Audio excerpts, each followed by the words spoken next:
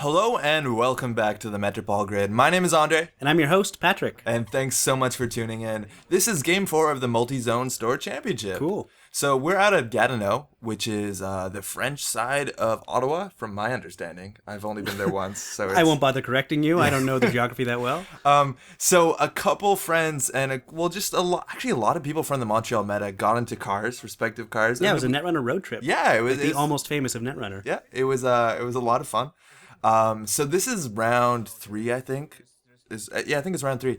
Okay. And this is top table, which is actually in a kind of secluded room. Mm-hmm. It's this nice wood paneled private room. It had a nice temperature. That sounds lovely. It was very quiet. And actually there's a guy in the Ottawa Meta. His name is Scott, and Scott runs a Twitch channel that does some streaming. It's called That Board Gamer. There's going to be a link in the description. But Scott set up his camera here on top table. And he was kind enough to lend me his footage to the Metropole Grid. So cool. Thank you very much, Scott. We're looking at Scott's footage right now. So yeah, here at top table on the right, that is me. Hey, Andrej. I've been having a really good day so far. I have gone undefeated to this point, which kept me at top table, which is pretty nice. And on the left, we have Hany. We've seen Hany once before already in the MultiZone Store Champ. Yeah, and of course we have footage of him winning the Montreal Regionals. Yeah. He won the second regionals we had in Montreal last year. Hany is one of the main organizers of the Ottawa Meta and a really scary player. He's playing Reina. This is a Keyhole Reina. I'm expecting siphons, and always really scary to sit across from that. Yeah, he's a strong player, scary player. Yep. So this is my Titan deck. I think I was the only Weyland all day at this MultiZone Store Champ. That's too bad. Out of maybe Weyland. 22 people, and I opted to ice HQ instead of R&D worried for the siphon, and you kind of knew he was going to keyhole. I had no idea. Oh, yeah, you did. You couldn't have known for sure, but yeah. So that's the thing. Keyhole turn 1. Now you're going to get a lot of really good pseudo accesses. Right. 1 mid-season's gone. That's already like 3-4 influence, I think. 4. Yeah, that's 4 influence for mid-seasons. 4 influence down the drain, and another access. And he sees an agenda. I think he might. But that's the problem now. Is Hany is down to only 1 credit. Chrism Grid is a good one to trash. Chrism Grid is huge. Is he going to spend his? Is he spending his whole turn keyholing you? I would. I think he should, right? Probably. With 1 mid-season's down in the bin, I don't see why you wouldn't at this point. Nope. Seasword Scorch could be a problem, but that's assuming a lot in hand. It's assuming a lot in hand. He's already seen a big chunk of your influence for sure. And it looks like that is the rare 3-pointer in Netrunner at this point. A high-risk investment in the bin. That was install Keyhole, so no time to actually pick that up. Yeah. If Ice gets onto Archives, that could be a problem. I'm expecting a Keyhole deck to run Eater, which doesn't let you access if you use it to break. Right. So just an Ice Wall on Archives could be enough to stave off for a while, but it looks like just a restructure. Get some money, and no Jackson in ice, hand. No Jackson, no ice. Or something on the table, actually. That could be a Jackson. Maybe? Sure. We can help. I don't know. Click 1 to check Archives. If that's a Jackson, you can use that right now. Maybe get a mid-seasons back. That Crisium is huge. It's not going to happen. That's just a free 3-pointer, and we're going to go back to the Keyhole.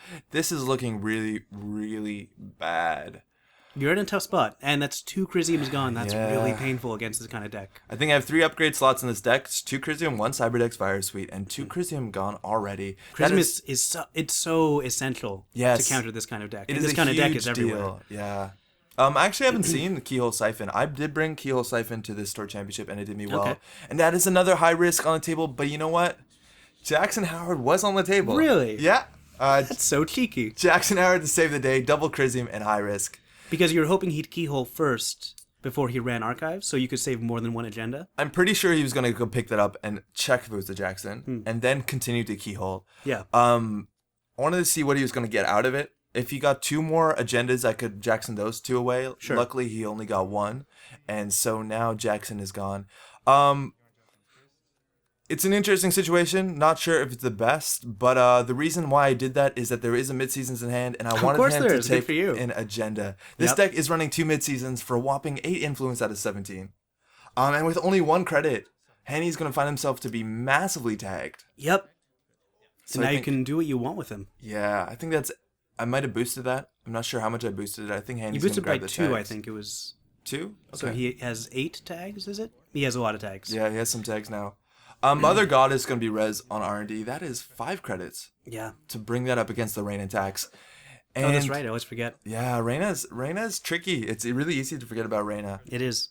But now the money has kind of equalized. If a siphon comes out, it might be a problem. But it looks like install advance is going to give a bad pub for 7 credits. And there you go. And that's good money. Yeah. It's good for both of you, though. If he's using Eater, it's going to make Eater a lot easier. So this is the tournament where I finally realized how bad giving bad publicity to Eater is. Okay. Because that's a big deal. It is a big deal. Eater is their main breaker, and you're basically negating 1 strength or 1 subroutine per run. Kind of, yeah. Which is a lot, because keyholing for 3 credits versus keyholing for 4 credits, one of them when you're keyholing, is better. If you're running keyhole, you're running almost every click. Yeah.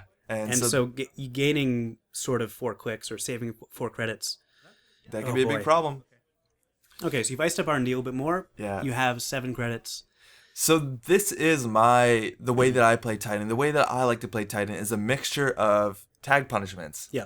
So I run 2 mid-season replacements. And what do you do with tags? I have 2 options. I'm running a mixture of traffic accident scorched earth. Sure. And close to counts? No close to counts. Okay. The other option is psychographics. Psychographics is a good option. Which is so much fun in Titan. There is nothing like psychographics and Atlas and over advancing it. Yeah. To give 2 Atlas counters so that you can recur another psychographics and another Atlas. Absolutely. And start psycho training. For sure. A lot of fun.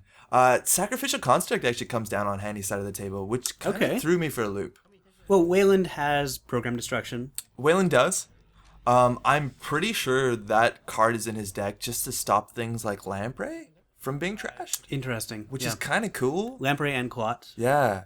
Because if you get a Lamprey locked down, which is possible, you purge, nothing happens. Right. And then you spend another turn locked. And again, the bad pub is just making those Lamprey runs even all easier. More efficient. Yeah. Marimati on HQ is the best place for it to be. 8 tags. That's what I've heard. It looks like. And even so buried in tags, Hany is going to take his time and install a daily cast. He is daring you to trash that daily cast. I like this play. This is a really cool play, and I think I have to respect that. Same goes for the Sacrificial Construct. I can spend 1 click and 2 credits to trash it, which is asking for a lot. Yeah. And it looks like we have started a psychographics for 5 advancements. 5, okay, cool. Is going to get you a Project Atlas with 3 counters. That's absolutely nuts. That would be a psychographic for 6 then. You get a free one. Oh, you get a free one because you're Titan, of course. Yep. So Eater hits the table right at the point where I've used the majority of my money. That ice has to be 1 credit to be able to res, and it doesn't look like it's an ice wall. Mother Goddess, 2 credits to break with a bad pub. Yeah, that bad pub is now in effect. And we're going to start keyholing, and this could get really out of hand really fast. Yep. So it almost did at the beginning of the game, too. What can you do with Atlas tokens? It looks like you can probably steal agendas away. Grab agenda. Oh. Grabbing a Jackson's good, Grabbing too. a Jackson's good. You don't want to lose that. And now that forces Hany that if he's going to keyhole, he has to run and pick up the agendas at the last click. Absolutely. So that's 1 less keyhole. And then the Jackson will exist on the table next turn. So that's something. You do have 2 more tokens. It might be good. I am running Taking agenda some out there. 3-pointers. Okay, yeah. That's always scary. Maybe take another Atlas. Yeah, Hany just remembered about the bad pub, so that's 1 credit back. And I fear I might have overextended at this point. I'm also fearing that you might have overextended. Yeah. I played at a store championship where I was playing as Blue Sun, and something as simple as a Crescentus coming out from Reina, Crescentus Eater. Love Crescentus. Is an absolutely ridiculous change of tempo that you might not have expected. Yeah, it really seesaws back in the other direction. Yeah, and that's how you get rid of a Crisium Grid, which is the easiest way, I think. Yep. D-res, come back, which is really good. An Enigma seems like that was a bad keyhole access. I'm okay with that. Sure. But he also wants you not to have any cheap ice. Yeah. So he's probably okay with the... I'm checking archives just to see if I threw anything away, and it looks like I threw an Ice Wall, which is a nice card to have against Reina. Cyberdex is pretty happy in archives. Yep. And this is the battle. Like, give him our bad pub. Why not? So now Keyhole, or Eater, mind you, is incredibly efficient to use. Yeah. But I do have 7 credits. I am also on 4 points. And with the Jackson in hand, with Atlas counters and with 7 credits. And with your psychographics and him having tags, I can win next turn if you I get a 3-pointer. can win next turn. Yes. Well, and of course you can draw a 3-pointer if you want to. Yes, but now it depends on the quality of... There's one. There's one gone. I don't know if that's the only one or there's another. I think there might be another. I have to look at the deck list. But that's a problem. I think there might be one more 3-pointer. If I had that, there is one more high-risk investment. Yeah, there should be, right? Yeah, I think so. Oh, that keyhole. Keyhole again, and it looks like I'm not going to res on the basis that I think I can win next turn. Another Atlas token. Let us save some of those agendas before they get keyholed away. And that is going to be the last high-risk investment. So that's now in hand. And he has inside job and... So that's already potentially 5 points in the runner's score area.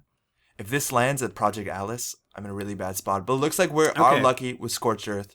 And that's the thing, is that the runner still has to respect the Scorched play. They always have to. They always have to play around it. Because with 2 Atlas tokens... That's why Weyland is still kind of strong, because every runner has to think about that card every time. Because with 2 Atlas tokens, I might have been more focused on scoring it out to win. But in theory, I could have pulled out a traffic accident. Yeah. Pulled out a Scorched Earth and hope to get around the I've Had Worse that I see is in Hany's hand.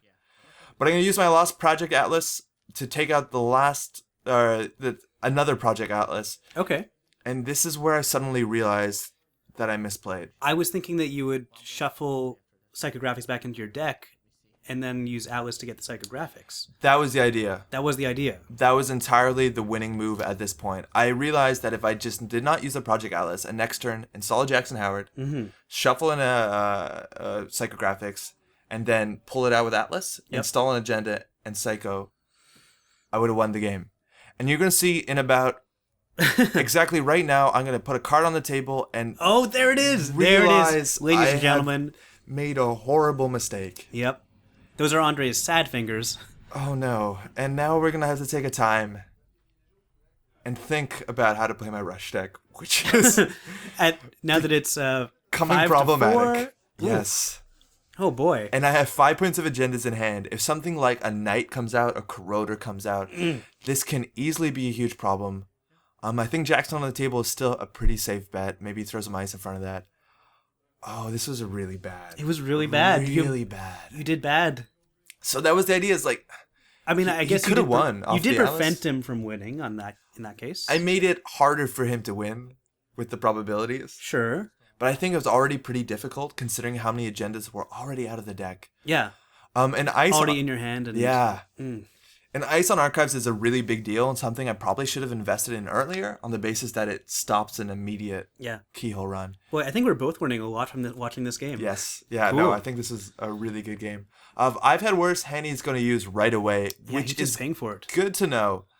With 7 credits, and he knows 1 traffic, 1 scorched is in the bin due to that keyhole. So maybe he's safe. It's hard to tell at this point. Yeah, sure. If I throw away an agenda straight into Archives from my hand, I have to respect the 9 credits that a Hades Shard could come out. Yeah. Which is a pretty good include in a keyhole deck. But it looks like we're safe. I'm going to use the Jackson, drop, and get some money. At this point, I need to get some good ice on R&D. It looks like this deck has only been pressuring R&D. If a Siphon happens, it happens, I guess. I don't know what to do against it. Right, but... No reason not to, considering 8 tags. And we're going to bin some cards. Things are not looking good. If I can draw into my Scorch pieces, we're okay. Yeah. Or your other psychographics? Yes. Have you lost both of them? There's only 1 Psycho in the deck. Okay. 2 mid-season, single Psycho is usually enough with an Atlas. Sure, makes sense. Because you can still win just by rushing agendas. Yeah. I play Hive, I play Ice like that. Install Advance is pretty okay. Clone Chip is hitting the table. So now at any point we can pull out what I'm presuming there's Parasites, maybe Lampreys. Parasites. Crescentus is a really good clone chip. And if he sees that psychographics coming, maybe a Clot? Yeah. Yeah. It's hard It's hard because they don't have a... Yeah. They can't play around it very easily. They have to know it's coming. But Clot with Sacrificial Construct, I don't think I have an out for that. I only have 1 Cyberdex Virus Suite, and it's already in Archives. The one card I think that Hany really does have to respect at this point is Archer. Archer is really taxing against the David. Yep. But it looks like we're going to go for the kill. I think I just drew a Scorched, maybe another Scorched. I had 1 in hand. And if we hit the I've Had Worse, Hany's going to hold on. And it looks like no I've Had Worse, Hany declared. And that is a double Scorched. There you go. and just squeaked out. Just squeaked out. I didn't think that would happen. Oh man, we were on the clock. Hany's pressure is absolutely incredible. Turn 1 keyhole, going down to 1 credit. I was okay with that. Yeah, it was great to watch you win. It's the strength of Weyland. Like we said at the beginning, you always have to respect the scorched possibility. Yep. So even though you were rushing, even though you could have maybe fast advanced an agenda out, you still had the scorch option. You had that alternate win condition that most other corps can't. You don't have access to. I've been noticing with my play, I usually do kind of tunnel on one. Like on this game, I thought I'm going to just psychographics out, and I did not consider it until late in the game, the kill option. Yeah. With 2 Alice tokens, I easily could have done it before. Absolutely. And it's only once I used both my Alice tokens, Hany decided I'm going to use my I've had worse, things look safe. Yeah. And that's actually not that bad, considering that's probably the smart play. I had all 3 scorches out of the 3 in the deck came into my hand, besides the one that was trashed. Yeah. Which is a pretty big deal. This Titan deck, I think I've been having a lot of fun with. It's done a lot of work against a really fast heavy meta on the fact that they're easy to kill if they're going to break Hive, Archer, stuff like that. I do love the vulnerability Faust gives a runner. Mid seasons, it's pretty easy to land. Mid seasons, or just bait them into a terrible trap they don't expect. Perfect. Well, hey, that was a really exciting game. Thanks so much for watching. Do stay tuned. We'll have more footage from the MultiZone Store Championship coming up real soon. Awesome. Thank you. Bye, everyone. I should have taken those risks. Yes. And I know most of the agendas were in my hand anyways. And this is the other thing. If I have a knight, I can get to your hand.